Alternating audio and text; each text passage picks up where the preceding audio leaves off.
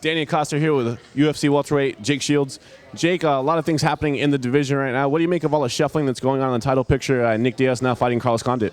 That's definitely an interesting change-up. You know, obviously I wanted to see Nick and GSP fight, but Condit and Nick's a great fight as well. I think it's a good matchup for Nick. Should be an entertaining fight, but I see Nick taking the interim title. Cesar Gracie said that he'd like to see George St. Pierre stripped of the title because he's not going to be able to defend it for a long time. Do you feel that's a fair assessment, or do you think the interim title was a good solution? I think the interim title is a good solution. I think GSP's been such a great champ, held it for so long, it would be a little unfair to strip him. So I think the interim's a good way to set it up so we can have a champion versus champion fight. I recently spoke to John Fitch. He said he'd welcome a tournament at the 170 division in the UFC. Do you think that that's a good idea going forward to determine who's going to be fighting St. Pierre when he comes back? I think that would be a great idea. You know, it's a little shifty right now. Throw 8-man tournament together. We gotta, I would love to jump in that. I mean, obviously, though, the winner of Nick and Condit will be up for the title shot, though. But the winner of the tournament could fight the winner of that. You got a fight coming up in Japan against Yoshihiro Akiyama. Tell us about your camp and how you're feeling about this opponent.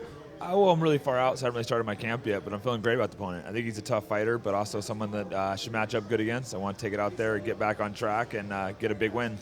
Do you think the UFC is going to be able to really infiltrate Asia and Japan as a market? You know, you fought there before. Do you think this is going to be the thing that revives that part?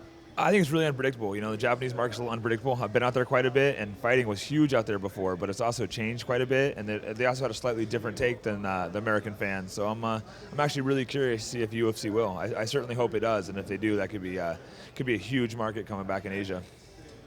Christmas is coming up, New Year 2012. What do you expect from Jake Shields? You know, I just want to have a great year. You know, 2011 wasn't my best year, and I want to just get back on track and hopefully get a couple big wins and get myself lined back up for another title shot.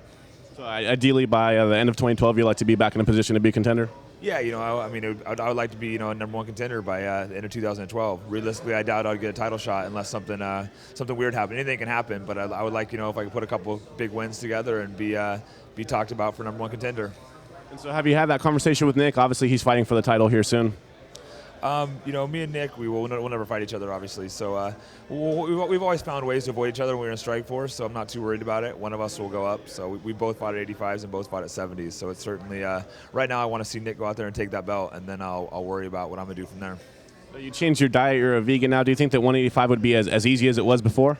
Yeah, I think so. I mean, I'm not strict vegan. I'm mostly vegan. Every now and again I cheat a little bit. But I mean, I can always I still hold the muscle fine eating the way I do, so it hasn't really affected it. I have protein shakes and stuff, so I don't have a problem keeping the weight on.